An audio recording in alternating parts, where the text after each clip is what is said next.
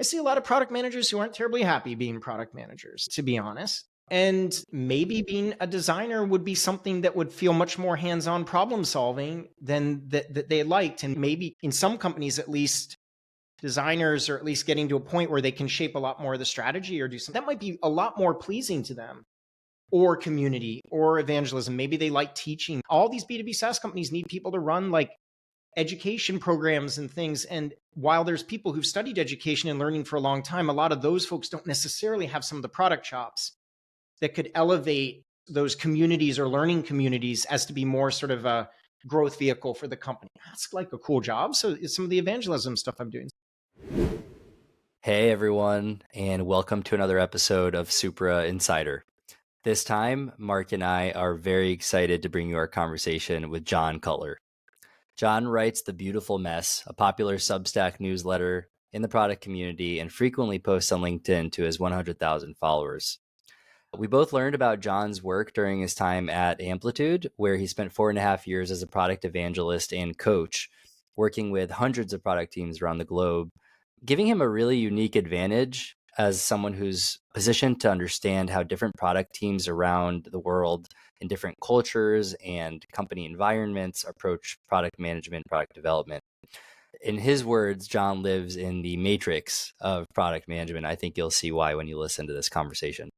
Prior to Amplitude, John held multiple product management roles at both Zendesk and Pendo, and he also drove UX research at a company called AppFolio. He even spent some time at Nickelodeon, which we did not talk about, but maybe we'll get to that in another episode. And John most recently left his role at Toast, where he was focusing on product enablement. In this episode, we covered topics including John's path from product management into product evangelism and the trade-offs he made during that transition. We also discussed how the product management role has evolved in the last few years and where it might go in the future.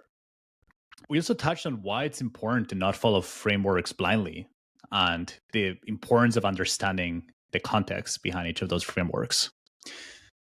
The benefits of writing that John has experienced in his career and his thinking, and how being consistent at publishing has allowed him to build a very strong audience that has positively impacted him in his career. We also discussed on John's take on the great feature factory versus the empower product team debate, and also his take on Marty Kagan's episode that he did with Lenny, and much, much more. John is an extremely nuanced thinker and truth seeker who is trying to bring the product world closer together. So we think you're going to love this conversation. Thanks for listening. All right, we're live. Hey, John, thanks for joining us. Yeah, great to be here. You've been in a position over the last X number of years to really understand how a lot of different companies operate and realize that there's a lot of nuance to the ways that different organizations don't just do product management, but run product in general.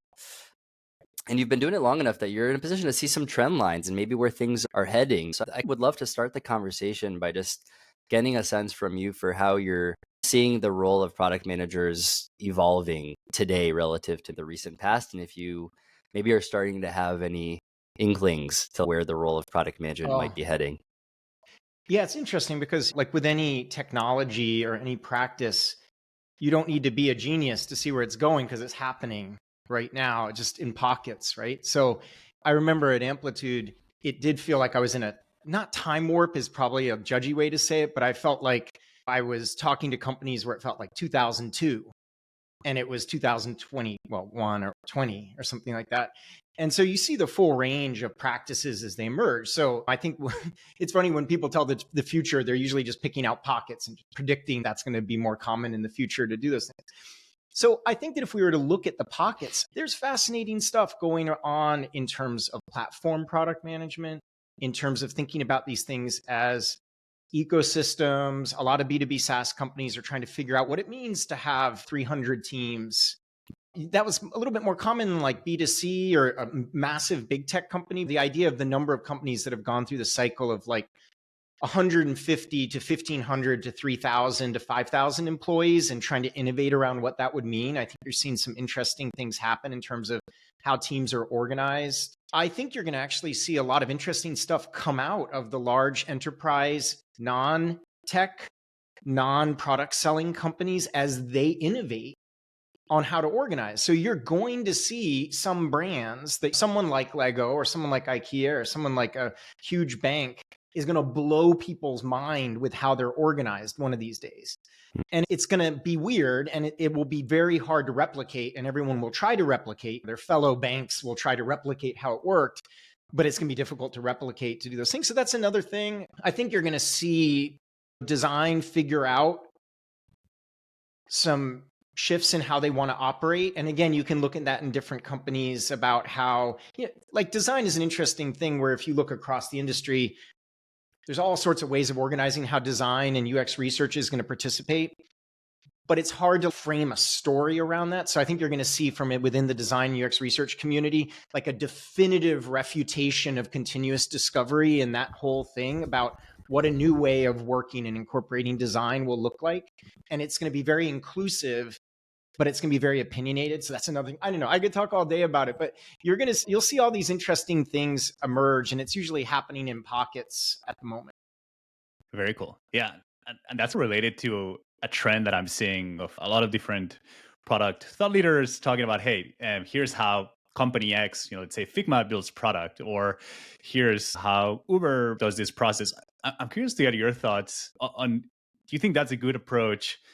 And then how could you take that approach to the next level? Since I think there's a lot you can learn from companies, but also if you don't cover the nuances, then I think you get in a very dangerous territory. Well, the analogy I would use is a little bit of the academic analogy about how they address this type of problem. So in research and academia, we could say what we want about academia, they tend to go deep on individual case studies.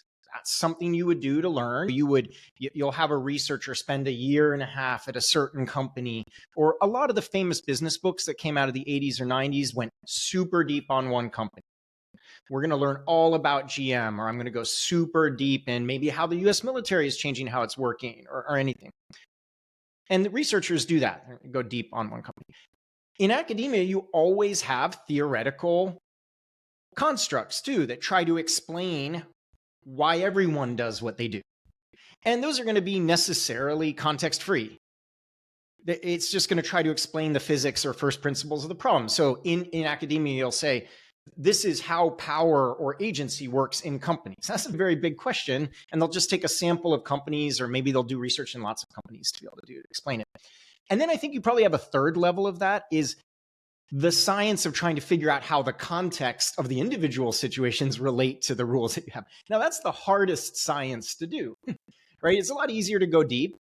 If you take a large sample, it's easy to try to tease out the commonalities between them, which is what a study would do. You see research papers that look at 100 other research papers to try to understand some central truths to what's going on.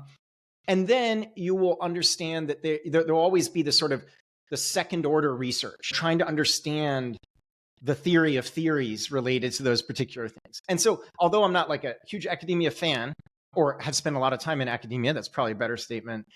You can imagine that the advice landscape is following that certain thing. One day someone will wake up and they'll say, I need something actionable. You give them something actionable and they're like, shit, it doesn't work in my context. So they wake up the next day and they're like, oh, well, I wonder what the general patterns are that work everywhere are. And then they find one of those and they'll find out like, well, that kind of worked, but it didn't really do it. And then they'll wake up the next morning, probably the morning that I've woken up on for the last 7 years.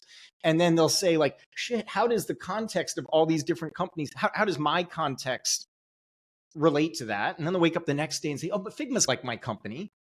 And they'll try to. So I think it's just an endless circle of things. And then, of course, fueling in all of this is just the advice landscape and viral content. And that it's very hard to write a contextful LinkedIn post. I've tried way less engagement, but I'm fine with that now at the moment. But for some people, they just go for the glory to do it. Yeah, you also have the character limits, which really puts a constraint on how deep you can go. Yeah, that's such a good point. And I'm curious, if you're someone who's consuming one of those pieces of content, or you're talking to someone who works at Figma and you want to actually understand how to make sure you have all the context, right? What kind of questions would you be asking to make sure, hey, is this deep enough? And do I have all the information I need to then make an informed decision whether is it a good idea or not to bring this back to my company? Such an incredible question. If you had time, let's say March into Figma, the first thing I'd want to understand is, where have the founders worked in their whole life? And where did they go to school? And where did they grow up? And what relationships did they have with their parents? It goes I that know it deep. sounds heavy, but we're still in the founding story phase for a lot of these companies. And you're still at a phase where the particular background and history of the founders are going to have a huge impact on how things are run. So I'll use Spencer from Amplitude as an example because we talk a lot. And Spencer went to MIT. I've worked with other MIT founders. And guess what? This is a stereotype, as all stereotypes are, but they tend to be biased in a certain direction to thinking about how systems work. They tend to treat the company as a bit of a machine in some ways, right? And so that's the first thing I would do to understand the culture of any company when you understand the context coming out of it. A company from Scandinavia and I've dealt with companies like that, just the conversations in the room happen, people challenge authority in different ways, there's collectivism and individualism. So that's the first thing you'd want to understand, I think, if you walked in to understand the advice that was there. Then, of course, you get like what business and game are they actually playing? It's very important to understand that. Like, I talked to the company the other day. It's a bootstrapped enterprise B2B company that has high 6-figure, low 7-figure deals, has 20 customers doing just fine, printing money.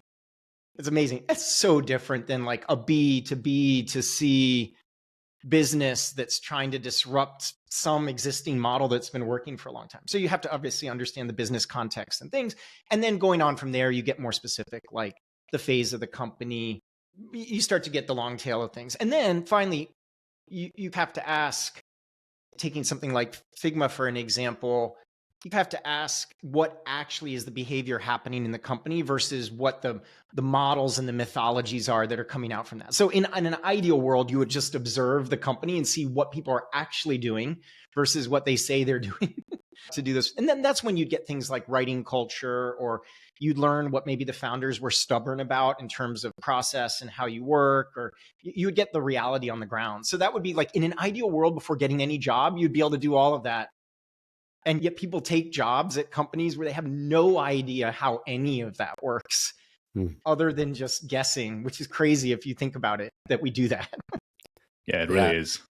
Yeah, I think it's so hard to get a sense of a company's culture, even if you try your best during the interview process, because you're just going to get a snapshot in time from a limited number of people for what they think, right?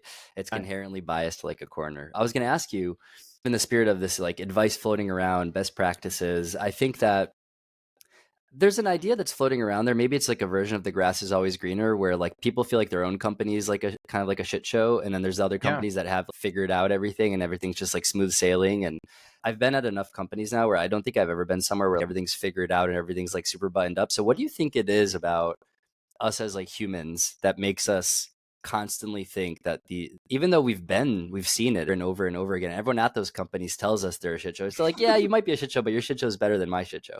What is it about us that's constantly craving those examples of places where things are just like buttoned up?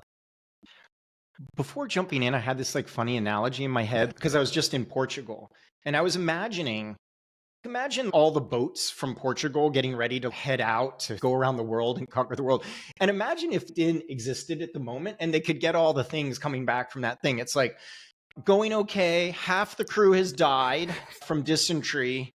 We're all missing our homes terribly. Here's my framework for survival in New America, or something like that. You're on LinkedIn like, I wonder if I should join that that merchant thing, right? So part of me was thinking that like, humans are always like that. It's like, oh, the riches that exist on the other side. I think that one thing that's so funny now is just it's the positioning landscape. Imagine you're at a company, it's a shit show. You don't go, if you went on LinkedIn and said, I work at a shit show, it's a little bit like admitting that you're also part of a shit show. So people, we are crafting the narratives, both when you're inside a company and also when you're trying to find out. So I don't know, now I'll dig into your question, but I was thinking about that funny, maybe I'll do a video of that one time if LinkedIn existed when people were going out around the world or whatever to do stuff.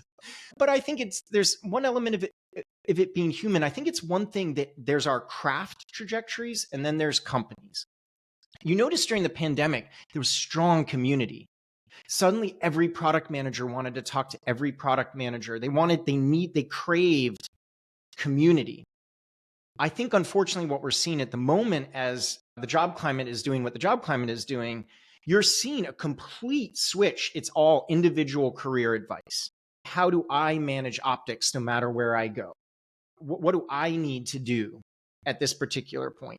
And so another angle on your question is that, like, what we're seeing right now is this sort of tension working its way out, right? Where people need to project their path as good and is working out, and yet people are also deeply worried about the companies, even when they are employed at those companies, and are grappling with it at the same time.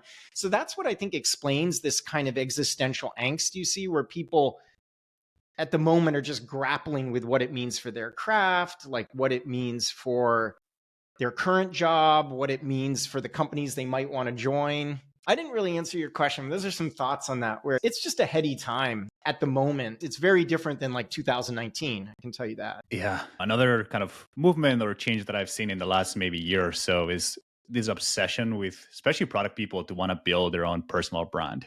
And in LinkedIn, and I think that's related to, if you want to build your personal brand, you want to talk about all the amazing things that you're doing at your company or how great of a leader you are.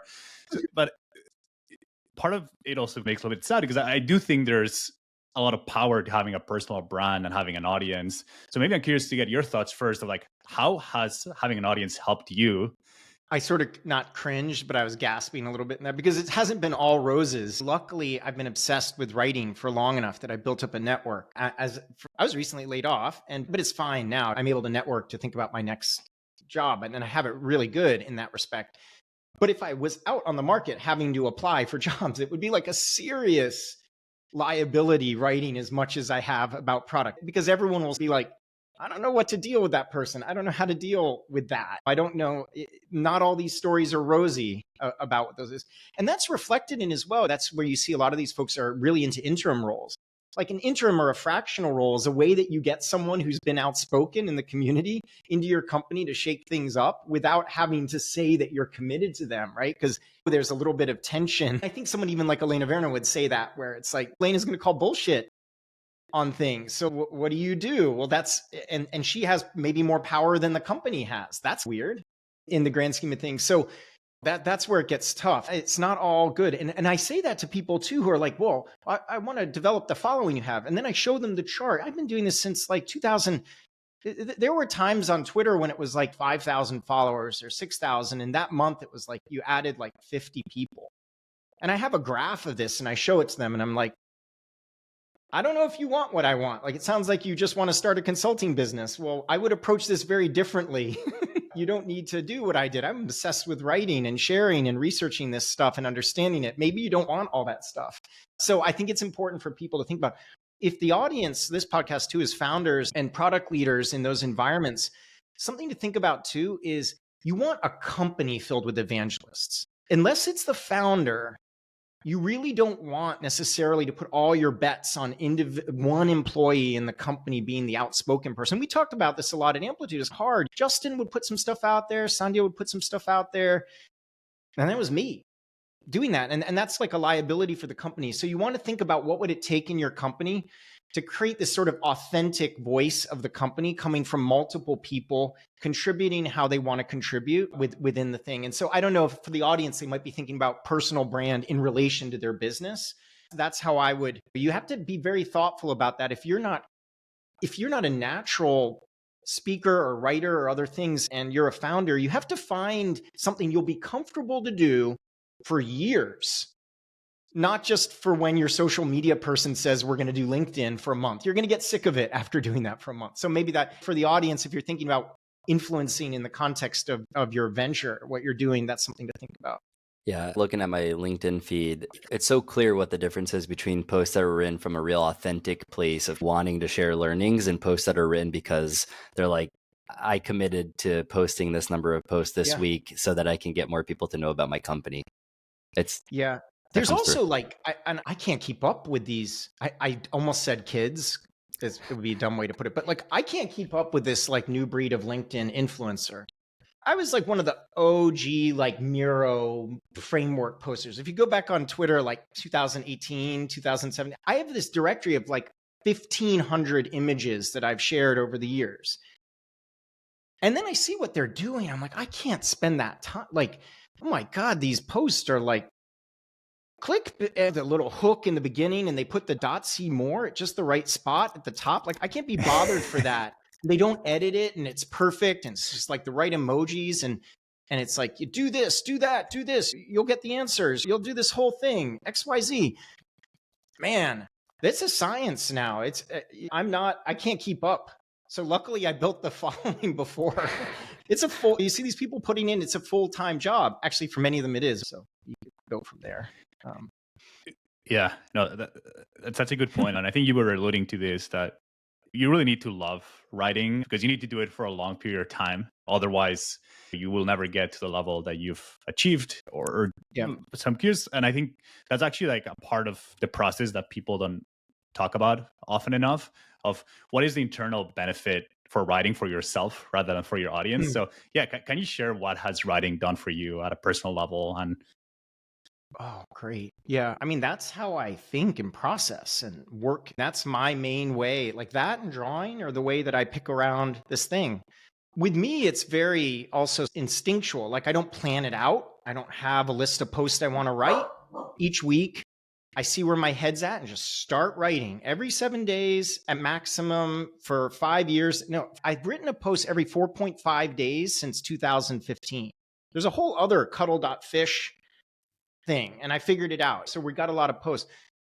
So it's just how I think and frame together this thing. Like in my other browser tab is this thing where I'm processing the idea of what empowerment means in the United States.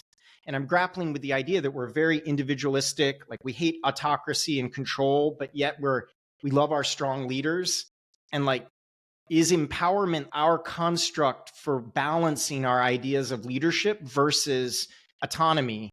And all the like airport bookstore books around leadership in the United States, like it's all so very similar. We're not really talking about power. We're talking about some construct we have. So that's in my other browser tab at the moment. But I'm working through that thought. And you'll see it. In fact, I have so many of the thoughts, I can't put them all in Substack. So that's why you see occasionally I'm like, oh, I'm going to just put a post on LinkedIn that I'm thinking through. So yesterday I was thinking through the collective anxiety people are having by hearing about how they need to be empowered and blah, blah, blah. And then yet people are like in the 5th stage of a layoff at their company and things are shitty right now for a lot of people. And that's what I was grappling with, that tension at the moment. So I'm working through things all the time by writing. One thing specifically, though, it's actually very rarely connected with what I might have been doing at a job that day. Because having seen a lot of companies are doing these things, I might pick up a little thing, like I might be in a meeting. For example, I was at a company called Toast recently. I might pick up something someone said in that meeting, but then it's like a trigger for me grappling it in the larger context of many different companies. So yeah, for what it's worth. Yeah, that makes a ton of sense. I find that a lot of thoughts about potential posts come to my mind after just like an energizing conversation with someone about a certain topic or a certain meeting. I'd love to follow up on maybe combining the last couple of things we talked about. So one was, the benefit of writing for you personally. And the second is the comment you just made about the empowered, the kind of like the push to have people embrace more of the empowered mindset. I recently got into a little bit of a debate with Marty on LinkedIn about this, and I really appreciated the way that you structured your post, where you picked a few parts of Marty's conversation with Lenny and went bullet point by bullet point. And I just really appreciated the way that you approached that. What kind of like triggered you to listen to that, from listening to the conversation to choosing to say, hey, like I'd like to offer my perspective on this? Like, what is that? And then what are the things that you agree the most with Marty about when it comes to what he's promoting and his philosophy? And where do you think the biggest areas of disagreement might be between you? Well, the first question, part of the thing I've done is I'm in the matrix of the product community, for lack of a better word. So when anyone says anything, I can fairly confidently guess how 15 different persona groups are going to interpret that statement. Because I've probably talked to someone who's been feeling it. And so, for example, I'm pretty attuned with the differences of how PMs in Europe might be processing things than differently in the United States, or how people in the Agile community might interpret that. And I'm pretty embedded in like the DevOps and Agile community. So when people like bust on Agile, I can be like, wow, you're busting on some of the smartest people I know. So when you see me take one statement like that and do it, my personal perspective might be part of it. But what I'm actually doing is pattern matching the degree to that will be misunderstood. I did the same thing with the Brian Chesky thing. I did the same thing with and actually, I haven't listened to that podcast, because if I was listening to it, I wouldn't be focusing on the actual ideas. So it helps me to go through the transcript to be, otherwise you cherry pick what you hear. You'd listen to the whole thing. You'd say jerk. So I read it really carefully to try to get the whole gist of what was being said and pick out the parts that might be taken in a couple different directions. So that's the motivation for doing something like that, is like helping other people maybe process, and then also preempting the anger that people will feel from hearing certain things. So maybe that's like a superpower of mine, is I can predict how some people hear it. A good example of that is someone will write something like, you just have to do that. And I'll be the first person to be like, oh, you use the word just, and you're telling a whole group of people that they need to change what they're doing. Probably not going to go over well with that group of people. So that's like one skill. And to be honest, I need to apply that to myself as well. Just as you have that skill doesn't mean that I'm the perfectly graceful communicator either. So I'm not saying for anything that I've mastered that skill with my own talking, right, to be able to do that thing. So that's the first part. The second part with the Marty Kagan thing is, again, as I mentioned in that post, I'm like, the messages here, if you just removed, for the guy says, some people might take this the wrong way. The guy says, this is a hot take, or I might rub some people the wrong way. He knows, he knows when he's saying those things, and he's a passionate evangelist for a certain idea. We need those types of people. Imagine if you're involved in, I don't know, playing music, you need that person's, it's about the music, it's about the purity of the music, without any regard to those things. First of all, the ideas have been around for 25 years. So we don't need to revisit. There's nothing original in that. And he doesn't say there's anything original. He's like, I'm picking up the patterns that I've seen in these particular companies and doing it. So nothing to complain with there to do that. So generally, it just boils down to a bit of the delivery. I'm like, you kind of seemed aware that you were going to hurt people, but you did it anyway. You said it anyway. But I'll give you the benefit of the doubt that you're actually maybe talking to the leaders of those companies. But then, of course, in my mind, I'm like, yeah, that's a pretty US way to think of it, right? Like, back to the leadership empowerment and stuff, like we just need more powerful leaders is also not very contextual, because I know leaders in those companies. It's not as easy as that. There's nothing wrong in any of those statements. I haven't written a PRD for a really long time. There's companies that achieve very similar results in very different ways than how he discusses working. Ultimately, I don't mind that part of the message. Didn't even really mind how he portrayed his hot takes, because he gave you a heads up. I was just in my mind kind of preempting the thing. It is weird when someone says the godfather of product management. Like I saw someone mention that on LinkedIn. I was like, what the are we doing? What is product management if you have a godfather of it? Like, is this real? Is anything we're doing real? Like, it feels very weird. It's not Marty's fault, but I'm like, the interpretation of Marty is more interesting to me than the relatively straightforward things that he's saying. So I don't know if that helps, but it's an enigma to me. It's an enigma in general. I think my interpretation, and to be honest, I did enjoy Inspired. I did enjoy Empowered as thought-provoking books. And I was looking forward to Transformed as this book. I haven't read it yet, so I can't speak to what's in it. But I think that for me, the appeal, and I would never call him the godfather, but like the appeal of Marty's writing to me historically has been that it does paint like a North Star, almost like an ideal that you could strive towards, and it's never going to be achievable. But if you were to create the kind of environment that sets up product managers to maybe do their most strategic, engaging, intellectually stimulating kind of impactful work, then maybe it's going to look something like what's being described. And that philosophy, to your point, maybe it's not super original, but just like any other religious ideology, there's an appeal to that utopian vision to strive towards as like a place to get to. And that's what I see is you need these people. Like, just stupidly, like you need a John Cutler to say it depends. You need like a Marty Kagan to say it's this. You need someone who's passionate about, I'd say it to Teresa too. You need someone who's passionate about a certain activity within product development. You need that. And you need all the practitioners and operators out there saying, well, this is what I did in my company. And it's what we were talking about before. If I use that academia example, you just need it all. I think the challenge right now is helping you need a Shreyas Doshi. You need like a, product quasi weird guru, behavioral scientist, or whatever he's doing. Like you need that, because there's a lot of people who get a lot of hope out of that particular simplicity in addressing how to do the things. The question then is, how are we navigating all those different advice sources? Is it helping people? Are we connecting people with the right bits of advice that they need at the right time? Those. So, and then you get the idea of like where I'm going. Like you need it all. I think it's difficult though. Maybe this is the enigma, is people don't know what's real anymore. Because if I call it like this sort of narrative soup that we're in at the moment, where normally you've got different narratives, and maybe due to the rate of change or just the sort of general North Star, or maybe just cultures and ritualistic centers of where people are, they're able to balance the narratives with their own internal narrative. And what we're seeing now is like what I would call like a narrative tension or a narrative stalemate that exists out there, where the voices are so strong, this like highly utopian AI. I did Bitcoin, now I'm doing AI, it's going to do this. Voice just sounds so incoherent compared to like ChatGPT is failing on me. Like I get the timeout all the time. What's going on? And so that's just one example of attention. Or like, oh, it's great, you got to be transformed and inspired. And it's like, I'm at the company, there are case studies in Transformed, of which I know people at those particular companies. And if you ask them, they're actually not happy that their company is a case study in Transformed. They think it's highly hypocritical. And it is totally not like that. They're like, yeah, this is kind of luck.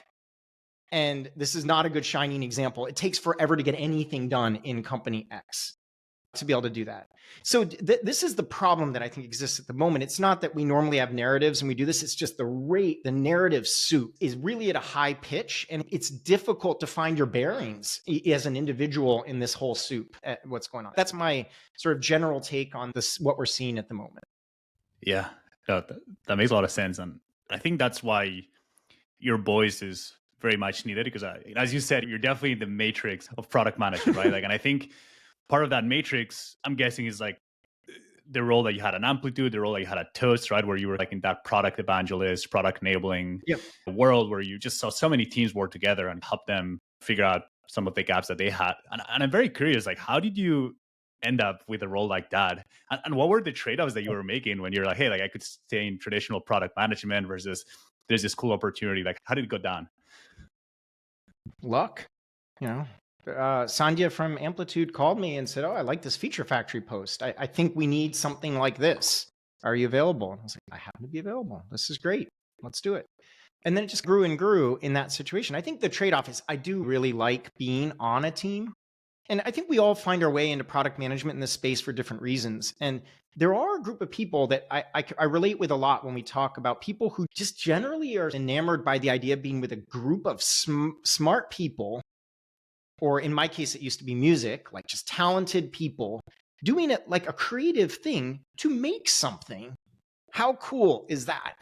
That must be the coolest thing ever. Like I have a pretty like purist sense of product. Like how cool is it? Like how cool is it? We're making something that people use and it's beneficial to our company or whatever.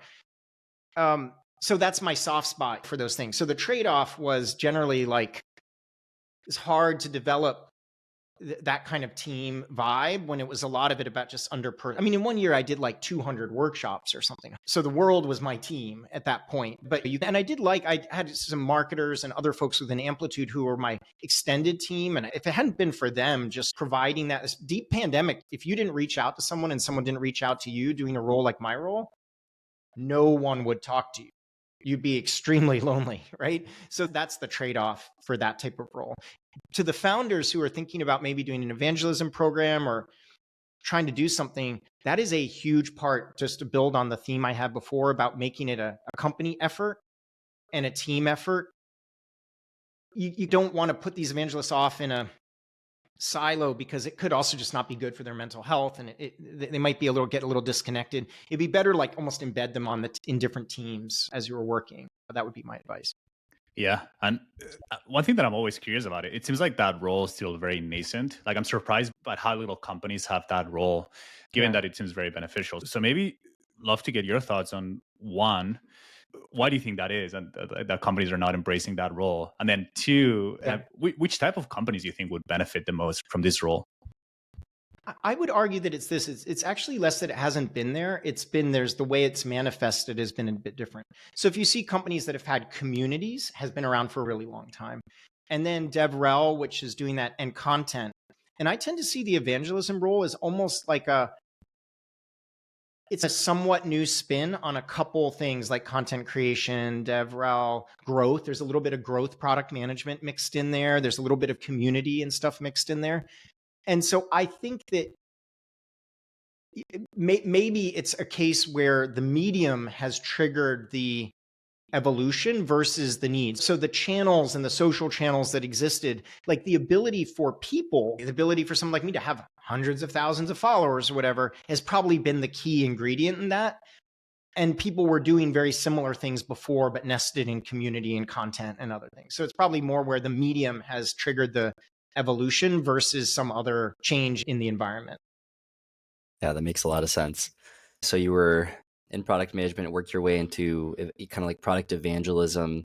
A lot of people have also recently been impacted by layoffs. I've never seen this much talent on the market in my career, like really good talent. And I think there's officially zero correlation in my head between people impacted by layoffs and like the quality of people. Like there's no connection I've seen so far. So I think a lot of people are trying to figure out what to do next. And I'm just curious, like, not to give advice to other people, but just curious, what kind of questions do you think in this market could people be asking themselves, and people with options like yourself, to figure out what the next move might be for them? I think I would probably ask them, if they really look back over maybe let's say they've been working for 5 or 10 years, like what were the moments that really sparked joy for them in the environments that they were in? And I think that the retrospective glasses are helpful in that point, because often like when everything was good and everyone was making money and stock options are going up, you probably interpreted a lot of things as being amazing and worthwhile. But now, like looking back with those glasses, what type of environments were really like sparking that? What projects, whether that was over multiple years, did you really take a lot of excitement about? What types of other people? So I think that would be one question, like a good retrospective look. That's very cliche, but I think it's an important question to ask about those sort of spark joy moments to be able to do it. I think that for a lot of people too, they should ask themselves whether they care. I've talked to plenty of people who are pretty talented, and they're just like, you know what? I'm okay with getting a job for the next couple of years to just observe where the market's going. Basically, there could be a lot of benefits by allowing yourself to observe what's happening now before getting deep into a particular company and putting all of your emotional worth in that company. It could be good just to get a job, just to observe how this is all going to pan out. What's going to happen? I did a chart of recessions in the United States, and really what happened is the pandemic gave like a false bump recession in some sense. Like we were due, pandemic comes along, and it was like a recession, non-recession. I was in Amplitude, and you saw how some companies did amazing during the pandemic. So it was this kind of non-recession. It was a weird event, and we're due. Like if that false bump bought us a couple of years, like we're due. Just go and look at the chart, where it is. So there's a lot of that. Like you might want to pause to see what's going to happen with all this profit taking. You might want to pause to see what's going to happen. So I think that's another question: is do you care? And is there maybe some benefit for observing what's happening and just getting a job? Might be another thing to do that. And maybe the third question for folks would be, is it the right time for a shift? I think that a lot of times this would be a good recharge, reinvent time, I think, for a lot of people. I see a lot of product managers who aren't terribly happy being product managers, to be honest. And maybe being a designer would be something that would feel much more hands-on problem solving than that they liked. And maybe in some companies, at least, designers are at least getting to a point where they can shape a lot more of the strategy or do something that might be a lot more pleasing to them. Or community or evangelism. Maybe they like teaching. There's a lot of all these B2B SaaS companies need people to run like education programs and things. And while there's people who've studied education and learning for a long time, a lot of those folks don't necessarily have some of the product chops that could elevate those communities or learning communities as to be more sort of a growth vehicle for the company. That's like a cool job. So it's some of the evangelism stuff I'm doing. So those would be some things I think to think about. I love that. Particularly, I love the part of being open to a shift. I think there's this perception of it's so hard to break into product. I should feel blessed that I have a product role and I should stay here because you get paid very well. It has this prestige. But I do think that more people should explore what else is out there. And I think probably the reason why they don't do it is because the task just feels so daunting. It's like, I don't really know how to go about it. So do you have maybe any advice for those people of like, hey, like maybe you want to be a designer, maybe you want to be a product evangelist? What would be the first step to test that out? I'll sock away some money. And if you have a kid, sock away more money. I think that's going to be that's such a privilege to say that you can pivot. A lot of people just can't. I was talking the other day to someone like in their 40s who has just worked in a series of large enterprise things. They were just an amazing leader.